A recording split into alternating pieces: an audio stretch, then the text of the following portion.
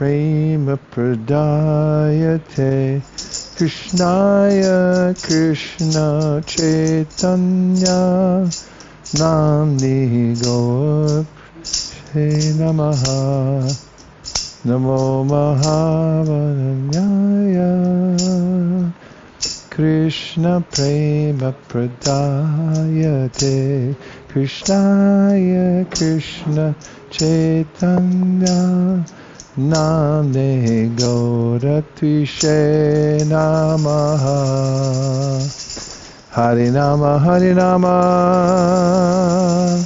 Harinameva Kevalam Kalau Nastyeva Nastyeva Nastyeva Gatiranyata. We're continuing now here at Govardhan Hill. We're counting the minutes till Kartik begins. Thought we'd get a head start and a little momentum coming into the full moon. It's coming up in several days. And we're reading, for those of you who have just joined us, the Sri Chaitanya Charitamrita, available from the Bhaktivedanta Book Trust, or you can text us at the number we'll put in the chat and get your own set. You can follow along at home, read to your family. We're reading from the Madhya Lila, the middle part of the Chaitanya Charitamrita, and we've made it up to text number 44 so far. And I'm taking up right there. Gopal Champu Name Grand Mahashura Nitya Lila Stapana Jahi Vrajarasa Pura. The most famous and formidable transcendental literature is the book named Gopal Champu. In this book, the eternal pastimes of the Lord are established, and the transcendental mellows enjoyed in Vrindavan are completely described. Purport: in his Anubhashya, Srila Bhakti Siddhanta Saraswati Thakur gives the following information about the Gopal Champu. The Gopal Champu is divided into two parts. The first part is called the Eastern Wave, and the second part is called the Northern Wave. In the first part, there are 33 supplications, and in the second part, 37 supplications. In the first part, completed in 1510 Shakabda, that's AD 1588, the following subject matters are discussed. 1. Vrindavan and Goloka. 2. The killing of the Putana demon, the gopis returning home under the instructions of Mother Yashoda, the bathing of Lord Krishna and Balaram, Snigdha Kanta and Madhu Kanta. 3. The dream of Mother Yashoda. 4. The Janmashtami ceremony. 5. The meeting between Nanda Maharaj and Vasudev, and the killing of the Putana demon. 6. The pastimes of awakening from bed, the deliverance of the demon Shakata, and the name-giving ceremony. 7. The killing of the Trinavarta demon, Lord Krishna's eating dirt, Lord Krishna's childish naughtiness, and Lord Krishna as a thief. 8. Churning of the yogurt, Krishna's drinking from the breast of Mother Yashoda, the breaking of the yogurt pot, Krishna bound with ropes, the deliverance of the two brothers Yamalarjuna, and the lamentation of Mother Yashoda. 9. Entering Sri Vrindavan. 10. The killing of Vatsasura, Vakasura, and Vyomasura. 11. The killing of Agasura and the bewilderment of Lord Brahma. 12. The tending of the cows in the forest. 13. Taking care of the cows and chastising the Kaliya serpent. 14. The killing of Gardhabhasura, the ass demon, and the praise of Krishna. 15. The previous attraction of the gopis. 16. The killing of Pralambasura and the eating of the forest fire. 17. The gopis' attempt to approach Krishna. 18. The lifting of Govardhan hill. 19, bathing Krishna with milk. 20, the return of Nanda Maharaj from the custody of Varuna and the vision of Goloka Vrindavan by the gopis. 21, the performance of the rituals in the Katyayani Vrata and the worship of the goddess Durga. 22, the begging of food from the wives of the Brahmanas performing sacrifices. 23, the meeting of Krishna and the gopis. 24, Krishna's enjoying the company of the gopis. The disappearance of Radha and Krishna from the scene and the search for them by the gopis. 25, the reappearance of Krishna. 26, the determination of the gopis. 27, pastimes in the waters of the Jamuna. 28, the deliverance of Nanda Maharaj from the clutches of the serpent.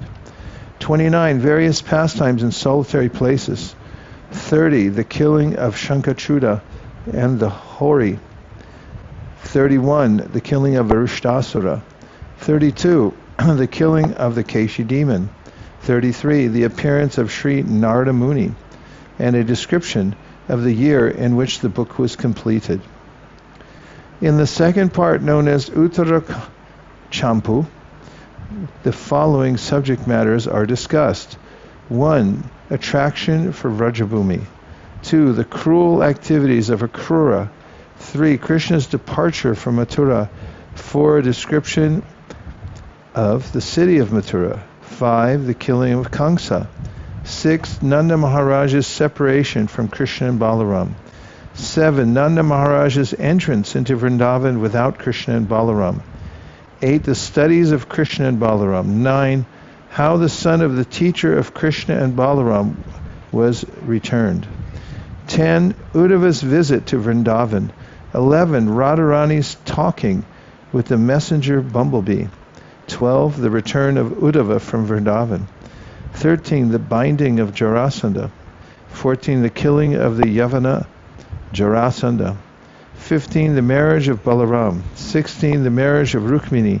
17, 7 marriages. 18, the killing of Narakasura, the taking of the Parijata flower from heaven, and Krishna's marriage to 16,000 princesses. 19, victory over Banasura. 20, a description of Balaram's return to Vraja. 21, the killing of Paundraka, the imitation Vishnu. 22, the killing of Dvivid and thoughts of Hastinapur. 23, departure for Kurukshetra. 24, how the residents of Vrindavan and Dwarka met at Kurukshetra. 25, Krishna's consultation with Uddhava. 26, the deliverance of the king. 27, the performance of the Raja Surya sacrifice. 28, the killing of Shalva. 29, Krishna's considering returning to Vrindavan. 30, Krishna's revisiting Vrindavan. 31, the adjustment of obstructions by Srimati Radharani and others. 32, everything completed. 33, the residence of Radha and Madhava. 34, decorating Srimati Radharani and Krishna. 35, the marriage ceremony of Srimati Radharani and Krishna. 36, the meeting of Srimati Radharani and Krishna. And 37, entering Goloka. Another blockbuster purport, right? That's almost like you speed read the whole thing from hearing all the categories. 45, thus Srila Rupa Goswami, Sanatan Goswami, and their nephew Srila Jiva Goswami, as well as practically all of their family members, lived in Vrindavan and published important books on devotional service. The first year after Sri Chaitanya Mahaprabhu accepted the renounced order of life, all the devotees headed by Sri Advaita Prabhu went to see the Lord at Jagannath Puri. After attending the Rath Yatra ceremony at Jagannath Puri, all the devotees remained there for 4 months, greatly enjoying the company of Sri Chaitanya Mahaprabhu by performing kirtan, chanting and dancing. At the time of departure, the Lord requested all the devotees, please come here every year to see the Rath Yatra festival of Lord Jagannath's journey to the Gundicha temple. Purport, there is a temple named Gundicha at Sundarachala, Lord Jagannath, Baladev, and Subhadra are pulled in their 3 cars from the temple in Puri to the Gundicha temple in Sundarachala. In Orissa, this Rath Yatra festival is known as Jagannath's Journey to Gundicha, whereas others speak of it as the Rath Yatra festival. The residents of Orissa refer to it as Gundicha Yatra. Good to know, right? Gundicha Yatra ki jai. 49. Following the order of Sri Chaitanya Mahaprabhu, all the devotees used to visit Lord Chaitanya Mahaprabhu every year. They would see the Gundicha festival at Jagannath Puri and then return home after 4 months. For 20 consecutive years, this meeting took place, and the situation became so intense that the Lord and the devotees could not be happy without meeting one another. The last 12 years were simply devoted to relishing the pastimes of Krishna in separation within the heart of the Lord. Purport. Sri Krishna Chaitanya Mahaprabhu enjoyed the position of the gopis in separation from Krishna. When Krishna left the gopis and went to Mathura, the gopis cried for him the rest of their lives, feeling intense separation from him. This ecstatic feeling of separation was specifically advocated by Lord Chaitanya Mahaprabhu through his actual demonstrations. In the attitude of separation, Lord Chaitanya Mahaprabhu appeared mad both day and night. Sometimes he laughed and sometimes he cried. Sometimes he danced and sometimes he chanted in great sorrow. At those times, Sri Chaitanya Mahaprabhu would visit Lord Jagannath. Then his feelings exactly corresponded to those of the gopis when they saw Krishna at Kurukshetra after long separation. Krishna had come to Kurukshetra with his brother and sister to visit. Purport. When Krishna was performing yajna, sacrifice at Kurukshetra, he invited all the inhabitants of Vrindavan to come see him.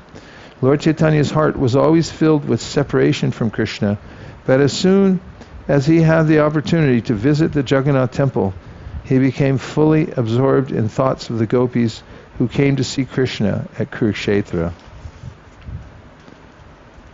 When Chaitanya Mahaprabhu used to dance before the car, When Chaitanya Mahaprabhu used to dance before the car during the festival, he always sang the following 2 lines. Seta Parana Nath Painu, Jaha Lagi Matan Dahane Juri Genu. I have gotten that Lord of my life, for whom I was burning in the fire of lusty desires. Purport. In Srimad Bhagavatam 10:29-15, it is said, Kamam krodam bayam sneham aikyam sauridam evacha nityam harao vidadato yanti tan mayatam hite. That's 10:29-15 for those who are keeping score. The word kama means lusty desire, bhaya means fear, and krodha means anger. If one somehow or other approaches Krishna, his life becomes successful. The gopis approached Krishna with lusty desire. Krishna was a very beautiful boy, and they wanted to meet and enjoy his company. But this lusty desire is different from that of the material world. It appears like mundane lust, but in actuality, it is the highest form of attraction to Krishna. Chaitanya Mahaprabhu was a sannyasi. He left home and everything else. He could certainly not be induced by any mundane lusty desire. So when he used the word madan dahane, in the fire of lusty desire, he meant that out of pure love for Krishna, he was burning in the fire of separation from Krishna.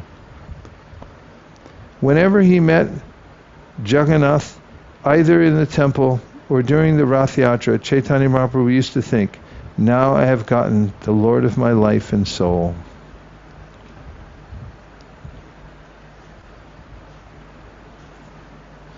(56) Lord Chaitanya Mahaprabhu used to sing this song, Seta Parananath, especially during the latter part of the day.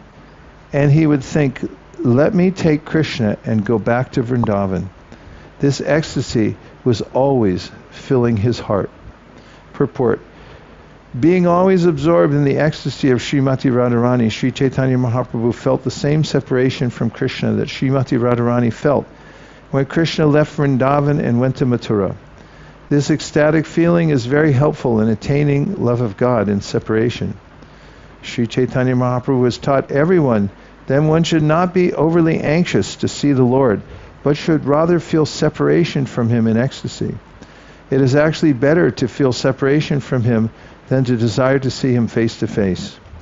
When the gopis of Vrindavan, the residents of Gokula, met Krishna at Kurukshetra during the solar eclipse, they wanted to take Krishna back to Vrindavan. Sri Krishna Chaitanya Mahaprabhu also felt the same ecstasy as soon as he saw Jagannath in the temple or on the Rath Yatra car. The gopis of Vrindavan did not like the opulence of Dwarka. They wanted to take Krishna to the village of Vrindavan and enjoy his company in the groves. This desire was also felt by Sri Chaitanya Mahaprabhu, and he danced in ecstasy before the Rath Yatra festival when Lord Jagannath went to Gundicha. In that ecstasy, Sri Chaitanya Mahaprabhu recited a verse when dancing in front of Lord Jagannath. Almost no one could understand the meaning of that verse. Yako marharasa eva hivaras ta eva chaitra shapas te ko nilitamalati surabhaya proda kadambanila Sachai vasnitata pitatra surata vyapara lila vido revaro rasiveta sitarutare cheta samutkantate. One more time. Revaro rasiveta sitarutare Cheta samudkanta te. That very personality who stole away my heart during my youth is now again my master. These are the same moonlit nights of the month of Chaitra. The same fragrance of malati flowers is there, and the same sweet breezes are blowing from the Kadamba forest. In our intimate relationship, I am also the same lover, yet still my mind is not happy here. I am eager to go back to that place on the bank of the Reva, under the Vatasi tree. That is my desire. This verse appears in the Padyavali 386, an anthology of verses compiled by Srila Rupa Goswami. This verse appears to be the hankering between some ordinary boy and girl, but its actual deep meaning was known only to Sarup Damodar. By chance, one year, Rupa Goswami was also present there. Although the meaning of the verse was known only to Sarup Damodar, Rupa Goswami, after hearing it from Sri Chaitanya Mahaprabhu, immediately composed another verse that described the meaning of the original verse. After composing this verse, Rupa Goswami wrote it on a palm leaf and put it on the roof of the thatched house in which he was living. After composing this verse and putting it on the roof of his house, Srila Rupa Goswami went to bathe in the sea. In the meantime, Lord Chaitanya went to his hut to meet him.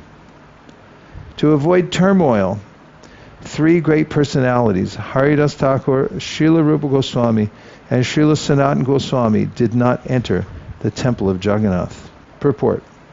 It is still the practice at the Jagannath temple not to allow those to enter who do not strictly follow the Vedic culture known as Hinduism. Srila Haridas Thakur, Srila Rupa Goswami, and Srila Sanatana Goswami had previous intimate connections with Muslims.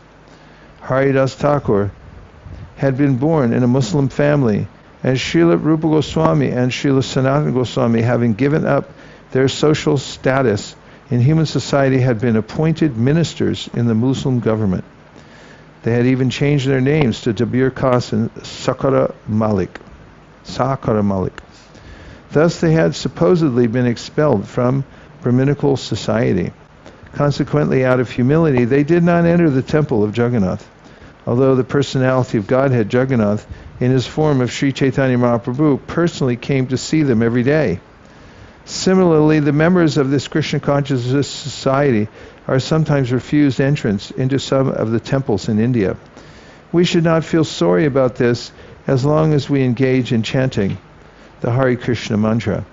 Krishna himself associates with devotees who are chanting his holy name, and there is no need to be unhappy over not being able to enter a certain temple.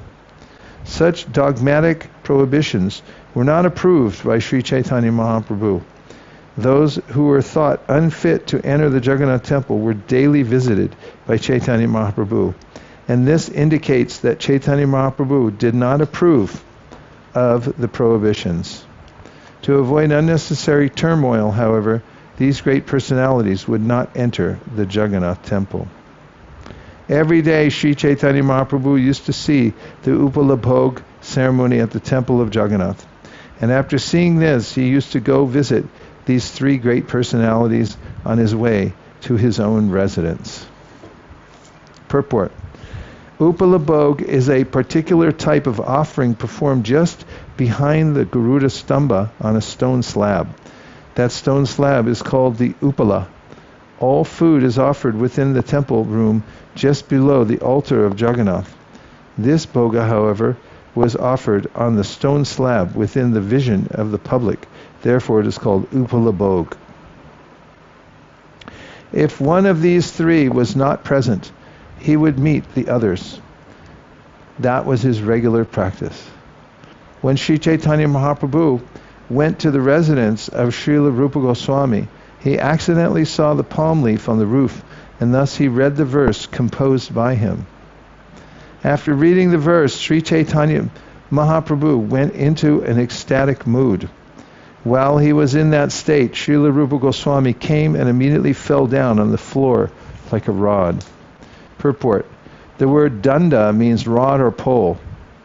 A rod or pole falls straight. Similarly, when one offers obeisances to his superior with all 8 angas, parts of the body, he performs what is called dandavat.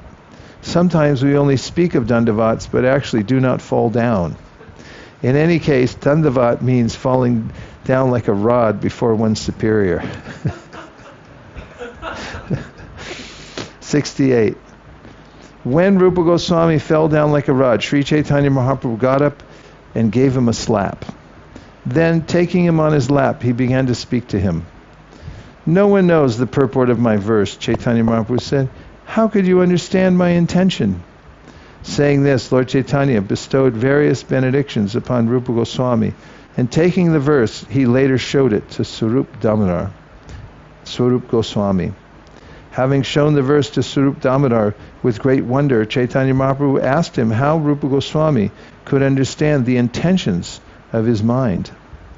Purport. We had the opportunity to receive a similar blessing from Srila Bhaktisiddhanta Saraswati Goswami when we presented an essay at his birthday ceremony. He was so pleased with that essay that he used to call some of his confidential devotees and show it to them. How could we have understood the intentions of Srila Prabhupada? That was lost, and I think it was Achyutananda who found it somewhere and brought it to Prabhupada. And there's a recording of Prabhupada reminiscing about when he wrote it and how his spiritual master blessed him for writing that. And after that, everyone in the Gaudiya Math called him poet because he had been acknowledged by Srila Bhaktisiddhanta. But it had been lost. And I have to go back and research it, but somehow in a very serendipitous way, Achyutananda Maharaj had found it and brought it to Prabhupada. And Prabhupada was so happy you can hear his voice on the recording that it's amazing that you found this. It came back to life. Otherwise it would have been lost, perhaps. Srila Swarup Damodar Goswami replied to Lord Chaitanya Mahaprabhu, if Rupa Goswami can understand your mind and intentions, he must have your Lordship's special benediction. The Lord said, I was so pleased with Rupa Goswami that I embraced him and bestowed upon him all necessary potencies for preaching the bhakti cult. I accept Srila Rupa Goswami as quite fit to understand the confidential mellows of devotional service, and I recommend that you explain devotional service to him further. I shall describe all these incidents elaborately later on. Now I have given only a brief reference. Priya soyam Krishna sahachari Kurukshetra militas tataham saradha tadidam ubhaya sangama sukam tatapyanta kelan madhura murali panchamajushe mano me kalindi pulina vipinaya sprihayati. Now to the Jagannatha Swami Dayana Patagami Kadachit Kalindi Tatapi Pina. So Priya Soyam Krishna Sahachari Kuru Kshetra Militas Tataham Saradha Tad idam ubhayor samgana sukam tata pyanta kelan madhura murali panchamaduse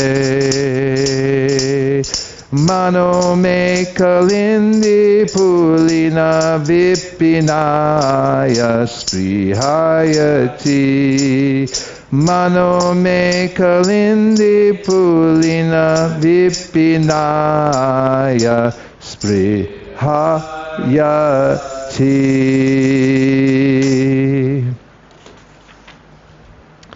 This is a verse spoken by Srimati Radharani. My dear friend, now I have met my very old and dear friend Krishna on this field of Kurukshetra. I am the same Radharani, and now we are meeting together. It is very pleasant, but still I would like to go to the bank of the Jamuna, beneath the trees of the forest there. I wish to hear the vibration of his sweet flute playing the fifth note within that forest of Vrindavan. This verse also appears in the Padyavali 387, an anthology of verses compiled by Srila Rupa Goswami. Now, O devotees, please hear a brief description of this verse. Lord Chaitanya Mahaprabhu was thinking in this way after having seen the Jagannath deity. The subject of his thoughts was Srimati Radharani, who met Krishna on the field of Kurukshetra. Although she met Krishna there, she was nonetheless thinking of him in the following way. She thought of him in the calm and quiet atmosphere of Vrindavan, dressed as a cowherd boy. But at Kurukshetra, he was in royal dress and was accompanied by elephants, horses, and crowds of men.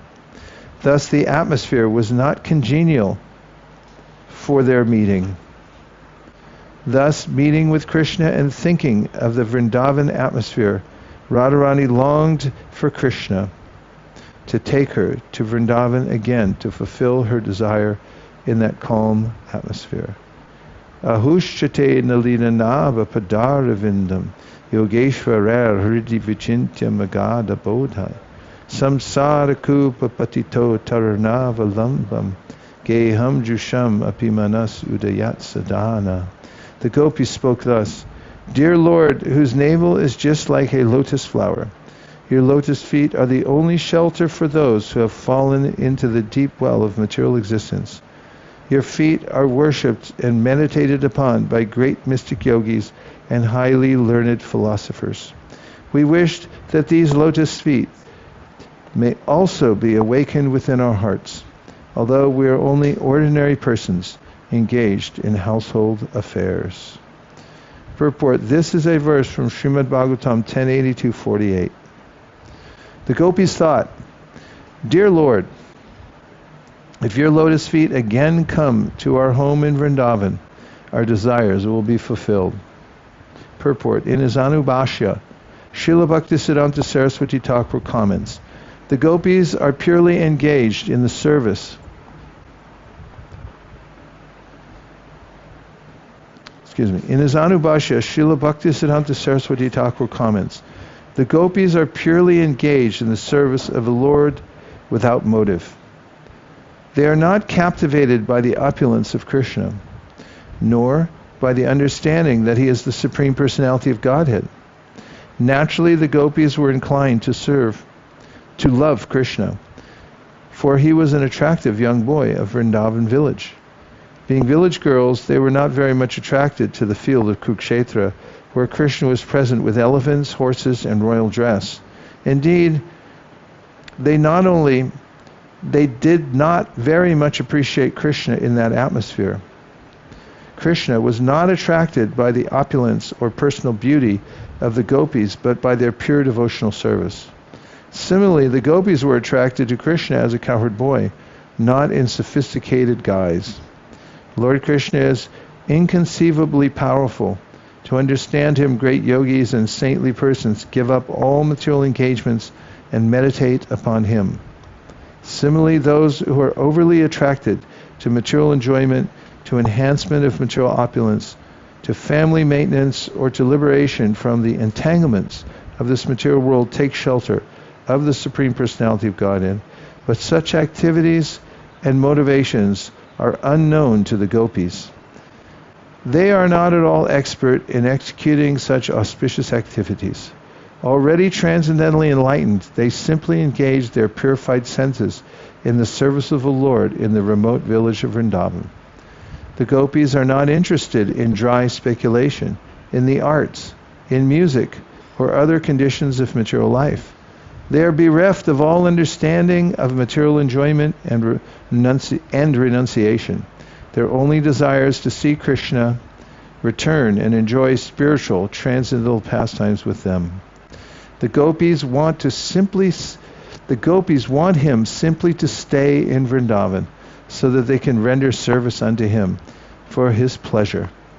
There is not even a tinge of personal sense gratification.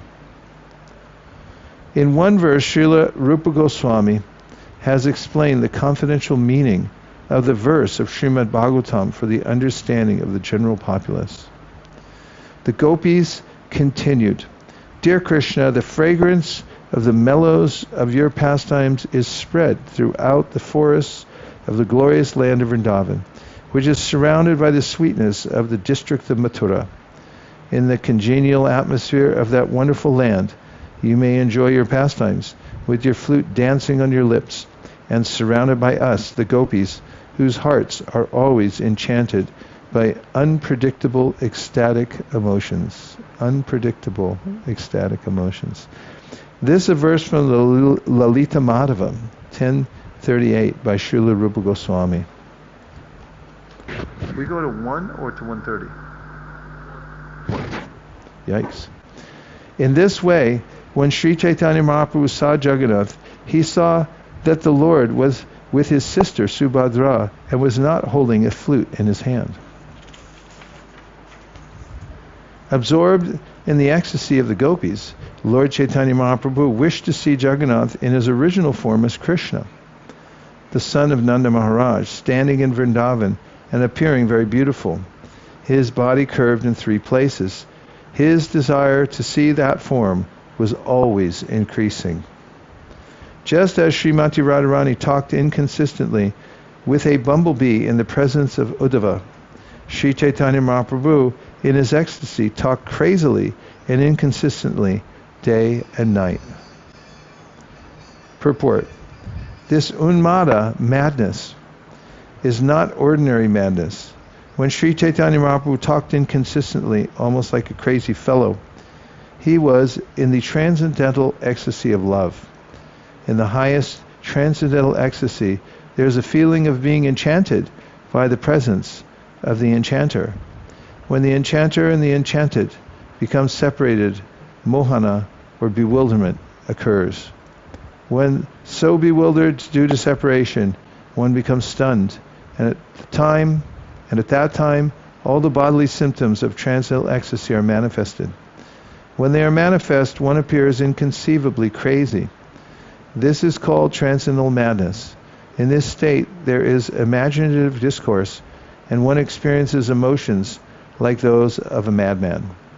The madness of Srimati Radharani was explained to Krishna by Uddhava, who said, "My dear Krishna, because of extreme feelings of separation from you, Srimati Radharani is sometimes making her bed in the groves of the forest, sometimes rebuking a bluish cloud, and sometimes wandering about in the dense darkness of the forest.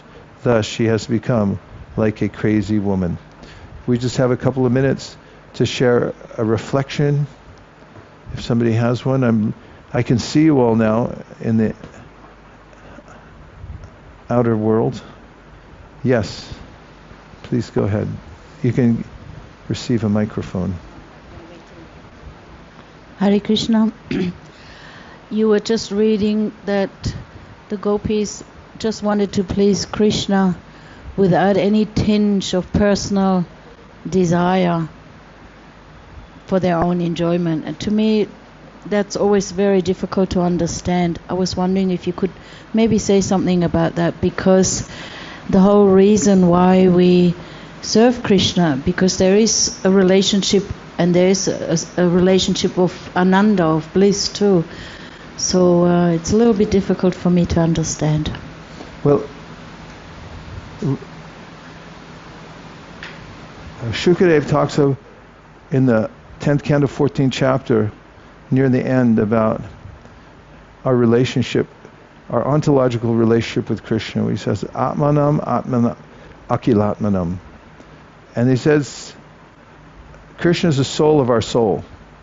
And then the logic goes like this. Imagine how motivated we are to take care of our body and make sure that we're first in line and our family is represented properly in our nation, or whatever else, what other bodily extension we have. People will die for their country, for instance. That's a false sense of self. It's false ego, because they're not really their body. But then imagine giving that same kind of attention to your real soul. I mean, we give attention for our body and for all of the extensions because we consider it ourself. But then when one realizes that I'm the self, he becomes an Atmanandi, and knows that I'm not my body, becomes detached from bodily activities. But then the next stage is Atmanam Akilatmanam. He understands that Krishna is the soul of my soul. And Prahlad Maharaj explains this turning point. Naivatmana prapurinam nijalabha purno manam janam avirusha karano varanite yat yajtano bhagavati pratilabhyakam. That tachchatmane pratimukasya yata mukashri. He said the devotee comes to understand this Atmanam Akilatmanam, that Krishna is the soul of my soul. And then he gives the example that the devotee knows that an ordinary person, or any person who is decorating his or her face in the mirror, notices that the reflection is decorated. And so then he gives this logic that the devotee comes to understand that when I serve Krishna, I'm also best served. Now that's not the reason he's serving, but there's a change in perspective in a person's life, that Krishna is everything, and he's the soul of my soul, and therefore he just gives full attention to Krishna. And Prabhupada showed the mood in relationship to his spiritual master. In the verse in the Bhagavad Gita, which Prabhupada mentions, was an inspiration to him, Vyavasayatmika buddhireke ha kurunandana, bahushaka hyanantascha buddhayo vyavasainam, in which Krishna says you should give one-pointed attention to serve, one-pointed attention. Vyavasyatmika buddhireke ha kurunandana. There are many statements like that. And Prabhupada then took the advice of Vishwanath Chakravarti Thakur, who then says this means that one should give one-pointed attention to one's guru. And we can see from examples of those who became one-pointed in service to their gurus, like I quoted Prahlad Maharaj, we quote him again, but that was his mood, that even though Nrsingadev was personally present, he said, yeah, but my guru, I just serve my guru one-pointedly. And we see even in the Krishna conscious movement, Jayananda Prabhu was famous for having one-pointed attention on serving Prabhupada. It's palpable. If you see somebody who's like, that's their only interest, they just want to serve their spiritual master. And Prabhupada had that, in that he said everything for Krishna and nothing for me. And then how did he execute that? It was whatever the order of his spiritual master was, he just took that. And that mood evolves from an understanding of our own self-interest. And it's not material, but it's ontologically correct. And that's a last statement because we're over time, but one of the main points made in the 11th canto by Havi Yogendra, where he says, Bhayam dvitiya binibesha tasyat ishad apetasya vivarya yosmiti tanmaya yato buddha abhajetam bhakyaika yesham guru devatatma, which he talks about how, what is the condition the soul has fallen into in this world? Its fear arises when the living entity considers himself to be, or herself to be, the material body, and because of absorption in the external illusory energy of the Lord. At that point, it says, it also forgets his constitutional position as the eternal servant of the Lord, because he's turned away from the Lord. Then there's a big therefore.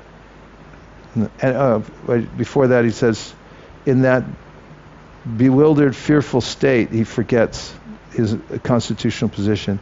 He says, therefore, one should tanmayato buddha abhajatam, one should serve Krishna with one-pointed attention through the medium of the spiritual master, whom he should consider his worshipable deity, he says. Bhakyaika yesham gurudeva tatma, his worshipable deity and his very life and soul. And so that we can see even in the Krishna conscious movement, those who have transferred from being falsely self-interested or erroneously self-interested because they got the wrong sense of self into real self-interest, that Krishna, serving Krishna is my real self-interest, and then falling in love with the representative who, devotees were in love with Prabhupada. They just wanted to serve him. You can see that in many of the devotees, that was their only interest. Just how would Prabhupada be pleased with this? And that's the mood that continues to expand in the spiritual world. Dear Srila Prabhupada, dear Shri Chaitanya Mahaprabhu, Shri Shri Panchatattva, Shri Shri Radha Madan Mohan, Shri Shri Krishna Balaram, Shri Shri Radhe Shyam, Shri Shri Gaurnitai. If you so desire, please empower us to read the great Sri Chaitanya Charitamrita Madhya Lila here at Govardhan Hill without any obstacles or impediments. Thank you for considering our request. Om Tat Sat. Everyone agrees with this prayer in whole or in part. Please unmute and say Hare Krishna. Hare Krishna. Vanchakalpadrishta kripa sindhame vachapatitanam pavanibhyo vaishnavebhyo namo. We'd also like to thank our online listeners who didn't hear that because we already cut you out. To our online listeners, thank you very much for listening in. And we're working around the clock to make our broadcast better and more clear.